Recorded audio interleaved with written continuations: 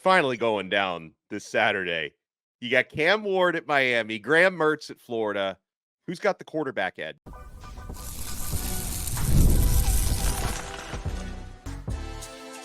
You are Locked On Gators, your daily podcast on the Florida Gators.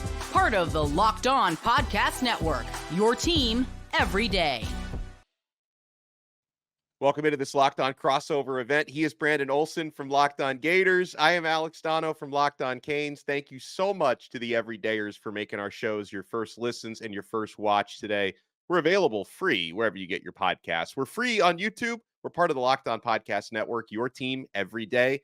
Today's episode is brought to you by 5 Hour Energy. 5 Hour Energy fixes tired fast. Zero sugar, a convenient portable size. It's the perfect pick-me-up for getting stuff done. Go to 5hourenergy.com. Use promo code LOCKEDONCFB to receive 20% off your order. This offer is only valid until September 30th, and one order cannot be used with other promotions. Go to 5hourenergy.com today. On this episode, we are going to give you our game predictions now that we're only 2 days away. We're going to talk about the swamp factor with Miami going to a historically very difficult place to play. We'll talk about what we know and what we think about what the depth charts are going to look like. Florida's actually released a depth chart. Miami has not yet. But I want to start with the quarterbacks. Now, Brandon, I've noticed this like groundswell, and I think you might have been the guy who started this, and it's kind of gone viral. This idea that Mr. Checkdown, Graham Mertz, is going to hold the quarterback advantage over Cam Ward at Miami. Give me your take. Interesting that you call him Mr. Checkdown. Did you know that when you remove the screens and everything, Graham Mertz actually on average throws the ball deeper than Cam Ward?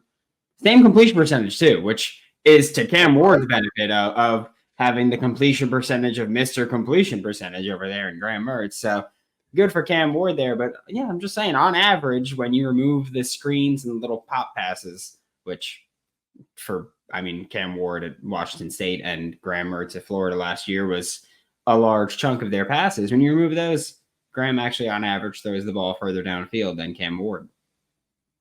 Well, I saw last year only 39 passes over 20 air yards for Mertz. So it wasn't exactly like he was feasting down the field. I think he completed 16 of those. Yep, he completed 16 of those. But I do think that him still having a further average depth of target just shows that he was pushing it pretty consistently in that and it's only like a 1 yard difference between the two. So it's a very small gap there, but yeah, Graham Mertz on average, if you remove the screens, threw it further than Cam Ward. And again, I think that part of what I've been saying has also been completely taken out of context with it. I think Graham Mertz in year 2 gives you an advantage over Cam Ward in game 1. I think Cam Ward has a higher ceiling. I think he's probably going to be a higher NFL draft pick, which we will find out for both of them this April. I think Cam Ward will be a higher draft pick. I think Cam Ward has a higher ceiling. I think Graham Mertz in year 2 has that higher floor than Cam Ward does in game 1. And especially when you consider that game 1 is one of the hardest places on the planet to play football. I think it makes sense the way that you frame that, and imagine college football fans taking something you said out of context. The logical one. The logical one.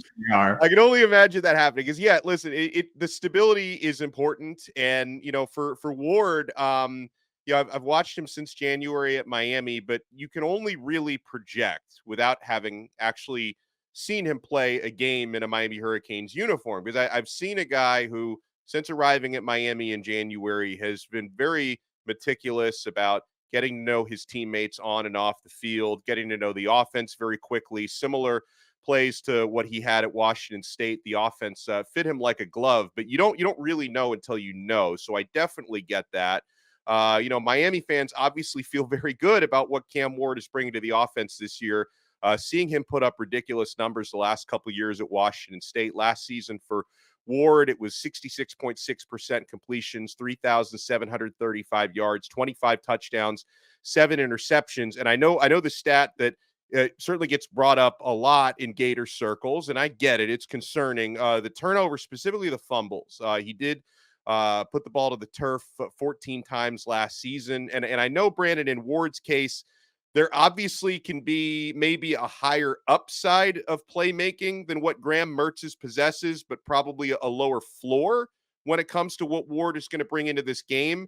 As far as the turnovers go, the interceptions were not high for Ward last year. He threw 7 of them to 25 touchdowns. It's really the fumbles that we have to look at here. And so I'm going into this game with eyes wide open, hoping that those issues have been put behind him, because I know ball security is something he's really been working on since he arrived at Miami. And then I think we're also going to find out this year how much of that fumbling had to do with the piss poor pass protection that he was dealing with at Washington State, because they were bottom 4th in the country in pass protection. Miami should project out a lot better throughout the season in that. But I know that that's something we're kind of watching for, because maybe, Brandon, we expect that Ward might take some more chances down the field than Mertz, but then there's also the possibilities of mistakes being made.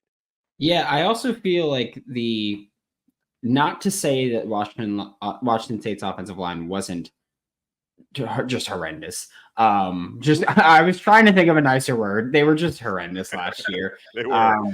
But not to say they weren't horrendous, but just I do feel like Cam Ward has the tendency, of course, to try to hero ball things, scramble around a little, because I know that a lot of people bring up the one of the longest time to throws in the entire country. Part of that is because he's extending plays with his legs and then looking for someone downfield, which, to his credit, it is a thing that NFL teams are going to look for. They're going to say, hey, when you're rolling around, are you still looking with your eyes downfield?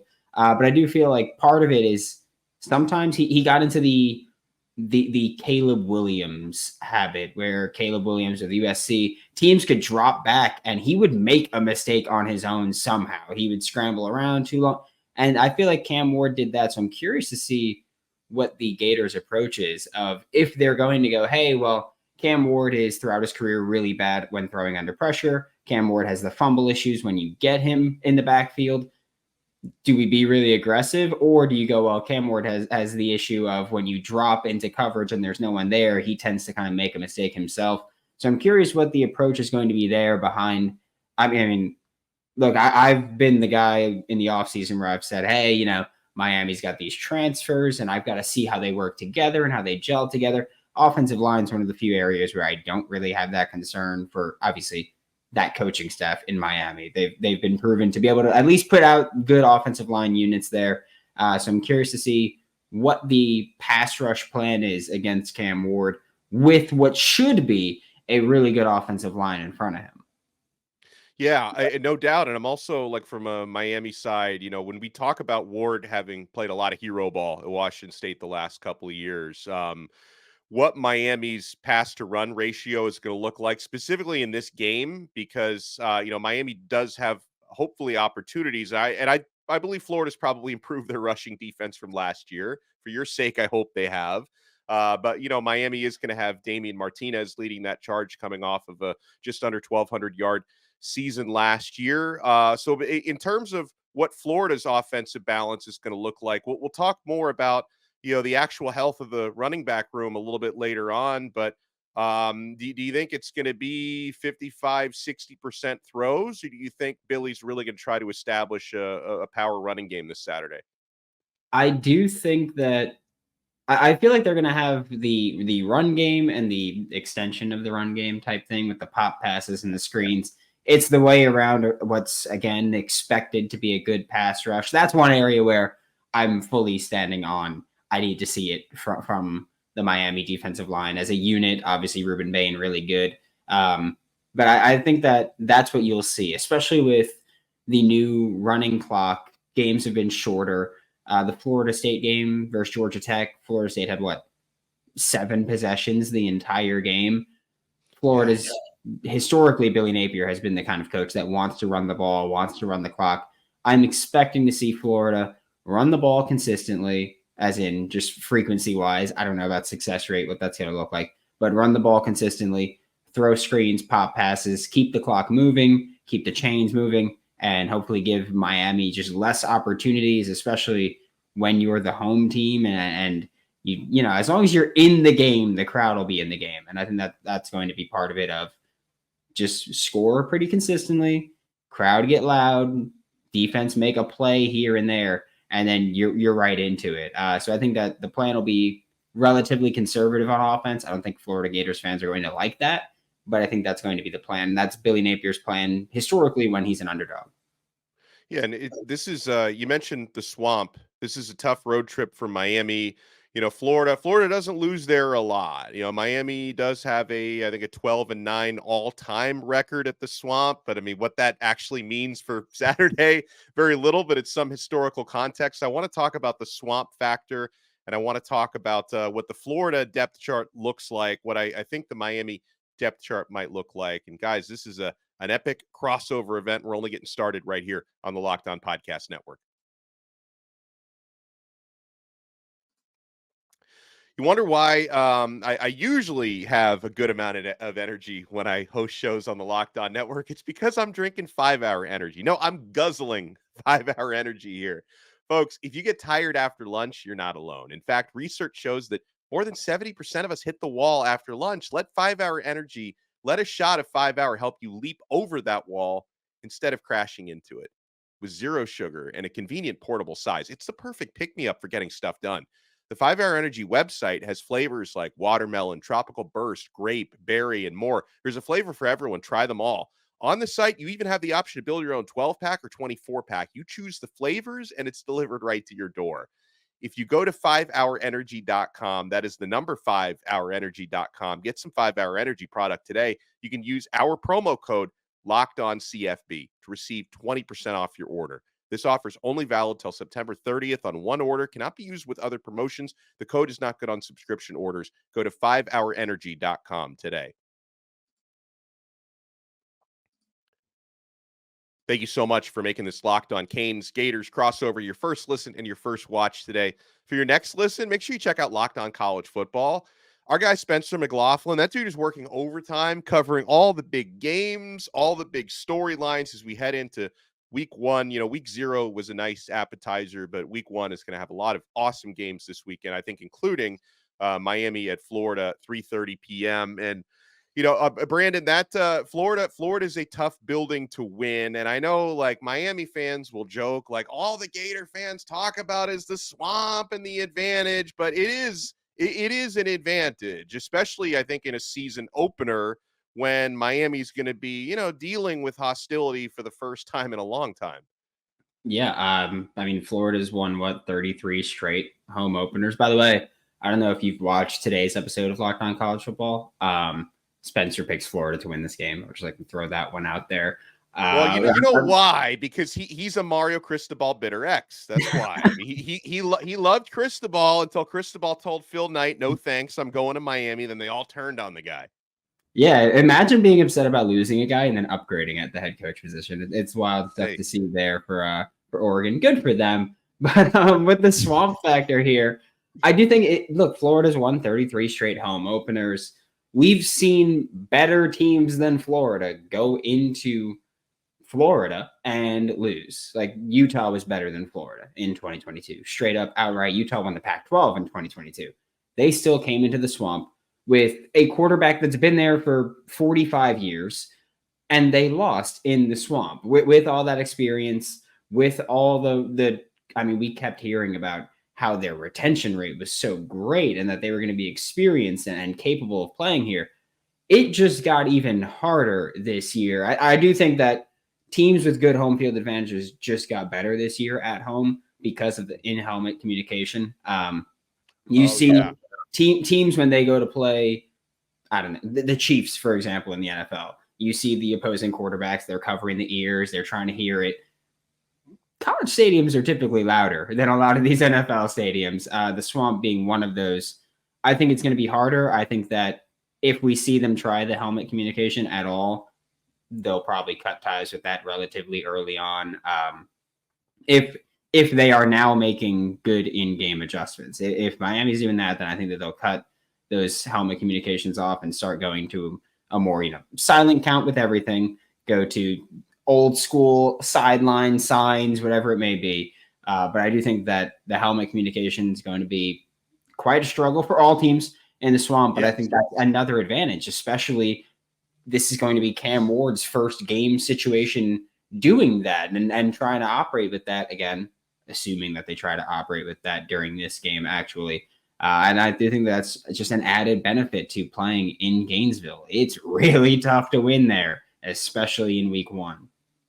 Yeah, it seems like and I've heard this not only from Miami coaches, but from coaches around the country. There's definitely a kind of a little bit of a clunky adaptation to the helmet communication. I think it's something that's going to be a great long-term benefit, but as far as like these first games of the season using those, it's and I hear that like they go out a lot, which is like I feel like in 2024 we should have better technology than that if these things are going out frequently. But it's definitely something to think about. And listen, I respect the swamp. I'm going to be in the swamp this weekend, so I'm going to experience it firsthand. Now, I want to allow you to clear the air on something because I've been getting these and it's like, I didn't actually hear you say this. So I'm assuming there was a little bit of contextual massacre on this because I've had people sending to me tweets claiming that you are heralding humidity as a big reason why Florida is going to have an advantage over Miami, that the humidity factor is going to be a big thing for the Gators. Did you say that? Well, apparently, to everything that I've said over the past 2 weeks has been tweeted in some way, shape, or form. That's been one thing there. But what I said relatively quickly, was just that I do think that Florida is a little bit more humid that Gainesville is a bit more humid than Coral Gables. There's less of a breeze, and that might have a slight factor. I was never like, oh yeah, this is going to be the deciding factor of the game. No, it's just that there might be a slight factor there with, again, Gainesville just being more humid than Coral Gables on an average basis. But afternoon, I feel like there's not going to be probably that big of a difference between them. But no, I was not sitting here going, that's why Florida's winning. It was a home field advantage matters. And then maybe 30 seconds talking about it. And it was just like, Miami fans were just like, oh, this guy thinks he's a meteorologist. He's going on. It would be kind of like saying like, oh, this November, the in the CFL, the Edmonton Elks are going to have a huge advantage over the Calgary Stampeders. Hey, they will. It's a half degree colder in Edmonton on average, so it's a huge advantage. That adds up. No, but in all seriousness, so Florida did put out a depth chart, and one of the, and I'm sure that there are other things that caught your attention. The first thing that caught my attention was just kind of knowing that maybe the injury status of running back Montrell Johnson has been up in the air since he suffered a minor knee injury, but he did have a procedure done early in training camp. But seeing him listed as running back 1. Is there maybe a little gamesmanship there? Like, do you think he's ready to carry a full load? Is he good to go? What's the word out of Gainesville? We've been told that if he shows up at the top of that depth chart, he's playing. And he showed up at the top of the depth chart. I don't deny that he's going to play. Mm-hmm. I just really don't think he's going to have much of a workload. Maybe their plan is keep him on the field, primarily passing downs, so that you have your best pass protecting back on the field. Right. I just can't see him participating a ton. I do also know that maybe part of their plan is play him against Miami. Next week you have Samford, so give him the whole week off and then worry about it when you go back to SEC play in week 3 against Texas A&M. But yeah, I really can't see him getting a ton of touches. I just refuse. I'm typical injury non-believer here. This is the only place I go conspiracy theorist. I refuse to believe that guys who were banged up are all of a sudden back like that. Like it doesn't make sense to me. And I said this when Montreal got hurt. I said, if I'm Florida, up until the game actually starts, I'm giving Miami a belief that he's going to be out there. We saw Florida deal with it with Utah last year. Last year, Utah was like, oh, Cam Rising is going to be ready to go in week 1. Didn't play. I remember that. Didn't play at all. I remember they had him warm up, but like he warmed up with a walking boot on. I'm like, wait, what? Yeah, it was a wild thing to see. It wouldn't shock me if Billy Napier's like, you know what? We prepared for that, though. That was a good idea. And now we're going to do it. I can't see Montreal getting a ton of touches. I know that even internally, they feel like he's made significant progress. it's just really tough for me to go, yeah, the guy that got his knee scoped 3 weeks ago is going to be ready to carry a full load against what's expected to be a pretty good Miami defense. I can't buy it. I refuse to. When he's on the field and playing, then I'll buy it. But until then, I think it's gamesmanship. Yeah, I hear that. Now, Miami has not put out a depth chart yet. I don't expect we're even going to see one until maybe a couple of hours before kickoff. And when I do get my hands on that depth chart at Ben Hill Griffin Stadium on Saturday, the first thing most Miami folks will be looking for, I think, is who's the starting left guard. That's been like one of the few like really open competitions during fall camp. I might be wrong. This is an educated guess on my part. I think Matt McCoy is going to be the starting left guard. It sounds like things have been trending in that direction. Like we'll be looking to see, who have all the starting spots in the defensive secondary. Is Damari Brown going to be a starting corner or starting at the nickel? It's one of the things we're going to be looking at. Mish Powell, is he going to be starting at free safety or starting at the nickel? So there's going to be a few things there. And then like another thing, Brandon, people, and I'm sure this is going to happen on both sides, they read very much into the 2s, 3s, and the ors, because there's always, I noticed this on the Florida's depth chart, there's a lot of ors in there. The Miami depth chart is going to have a lot of ors, because I know one of the big things Miami people will be looking at are who are the starting edge rushers, because that's probably the deepest part of Miami's team. And if it's like, Ruben Bain probably going to be a starter, is it Akeem Mesidor? Is it Ruben Bain and Tyler Barron, Ruben Bain and Elijah Alston? No matter what, I think Miami's going to have a rotation. I think all those guys are going to play quite a bit. So I at certain positions, I don't read too much into the depth chart, because I know there's going to be rotation, and defensive end is going to be one of those spots for Miami. Yeah, I look at Florida's ors as that's just an indicator that they're going to play. That's it. I don't even look at it as far as who's going to play more snaps, even regardless of who's first or second. I just look at it as who's going to play. I mean, Florida, even all of their ors are listed just numerically. It's just straight jersey number. That's all it is. That's how they sorted it. So it's not like they're giving any trade secrets away there or anything like that.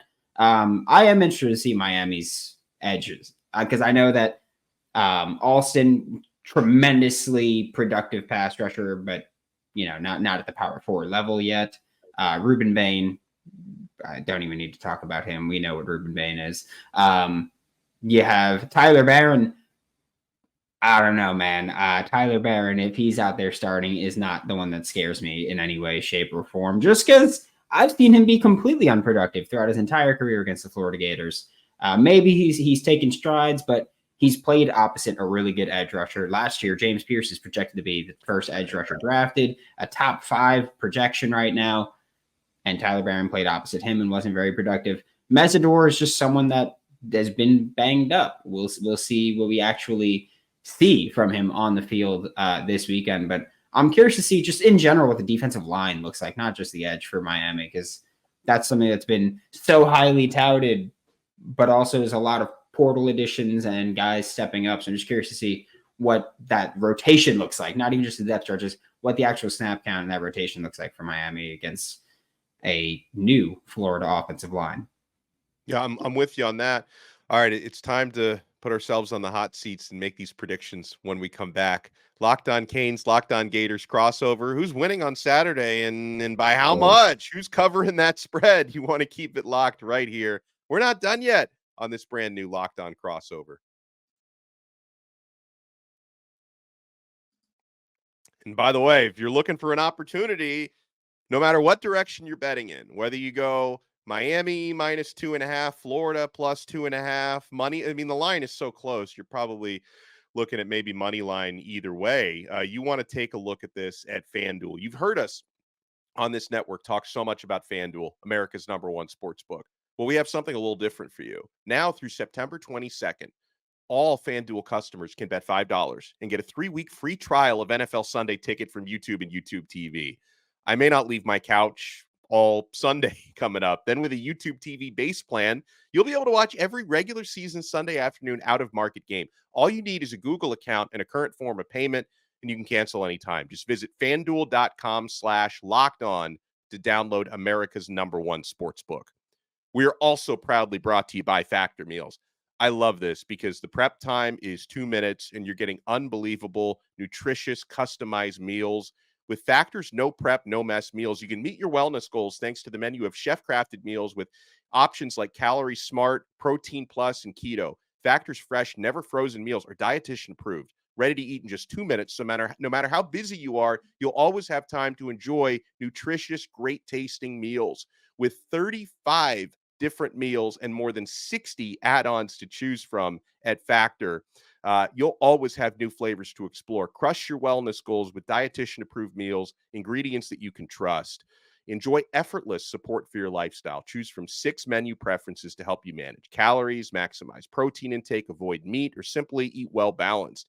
Head to factormeals.com/LockedOnCollege50 and use code LockedOnCollege50 to get 50% off your first box plus 20% off your next month. That's code LockedOnCollege50 at factormeals.com/LockedOnCollege50 to get 50% off your first box plus 20% off your next month while your subscription is active.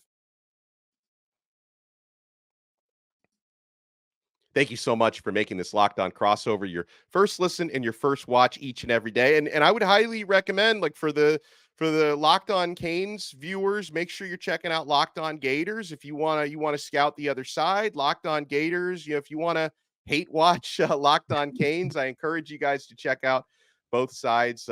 Brandon and I, we both work incredibly hard, and we're very excited for this matchup on Saturday. And all right, Mr. Olsen, who are you picking and how you think this game plays out? I'm picking Florida 27-24. I've said all offseason, I think it's a really close game. All offseason, I said I think these two teams, talent-wise, are closer than either side is giving them credit for. I think Florida Gators fans might be leaning too heavily on, oh, well, Miami did so much in the portal that they can't be good right away, which I do think is fair. I just think it's leaning way too heavily on that.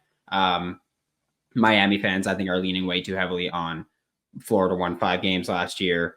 Their offensive line was bad. Graham Mertz, average depth of target, things like that I don't know if there'll be issues this year, but I'm confident that the team's at least improved in quite a few of the areas that have been brought up. And I think that for Florida, that home field advantage does matter. We talk about gambling. I think Florida is one of the few spots they get maybe 3.5, 4 points when it comes to spread time, just because Florida at home has historically been pretty good.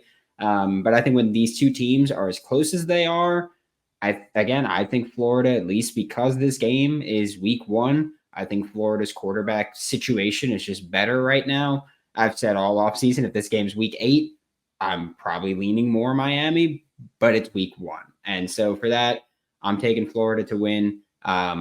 I did not bet the spread. I just straight up Florida money line plus 125, bet it May 31st at 10:24 in the morning. And that is exactly what we're seeing. I looked at it before this, and that is exactly what I'm sticking with since then. It's funny because I think we have the exact same score, because I went on, because I don't want to change it now just to be different from you, because I've already been, and I don't have the Gators winning, but I have the same score in Miami's favor, because I went on record with that yesterday. 27-24. I know we talked about this a little bit a couple weeks ago, the last time we connected, that I think it's going to be a relatively low scoring game week 1 for power 4 matchups. I tend to go with unders. I think it's 54.5 was the number pretty recently. So I guess we're both going right under that. I just think, to me, it's going to be a close game. I don't think anyone is going to create any sort of separation until the fourth quarter, if at all. And I just think, for me, the edge for Miami, it's going to be a slight edge at the line of scrimmage, and it's going to be an edge, I think, with fresh legs at running back. You talked about wondering if, how much Montrell Johnson is going to play. As far as we know on the Miami side, Mark Fletcher's good to go. Now, he is recovering from an injury in the bowl game last year, but he's been full go, no restrictions in practice. Damian Martinez is going to be Miami's starting running back, of course, but if Miami can add a steady dose of Fletcher, where you're going to have a pair of running backs who are over 6 foot and over 225 pounds, I think that can help maybe wear down a defense a little bit. So obviously Cam Ward is going to have to make some plays, but I think I think the power running game and the line of scrimmage play might be the difference here in Miami's favor. But I think, and we both probably agree on this, Brandon, I think this is going to be the type of game where we're going to be on the edges of our seats the entire time. Like, we're not going to have that moment in the third quarter where it's like, all right, I'm good. I'm going to kick up my feet, maybe go split screen with something. I think this is going to be a tense one throughout. This could be a 40-point game in the third quarter, and I'm not giving up a single. I'm still going to be sitting on the edge of my seat, just like, oh, something screwy is about to happen. I think it's going to be close, especially like I talked about earlier with the Florida State game. Florida State had 7 total possessions. Like, I think that with these new running clock rules, until coaches adjust, you're probably going to see lower scoring games. That's been the trend through week 0. We'll see how that carries on, but I think that that's going to play an important part in keeping this game close. And I've said the only thing that I'm confident in is that this is going to be a close game. Like, it could be high scoring. I think it'll be low scoring, but it could be high scoring, low scoring. And the only thing I'm really supremely confident in is that this is going to be a very close game. Again, I think these two teams are similar talent wise. And it's just, for me, it's week 1. It's going to be close. It's rivalry. They hate each other. I hate every Miami fan that's not named Alex Donno. And so I feel like with this, it's just, all I know is that it's going to be close, probably ugly. Yeah, an important game for both teams, and you and I will be connecting in Gainesville over the weekend. We'll talk more about it. We appreciate everyone tuning in. Again, make sure you check out and subscribe to Locked On Gators and to Locked On Canes, and we'll talk to you guys again next time on another episode right here on the Locked On Podcast Network. Your team every day.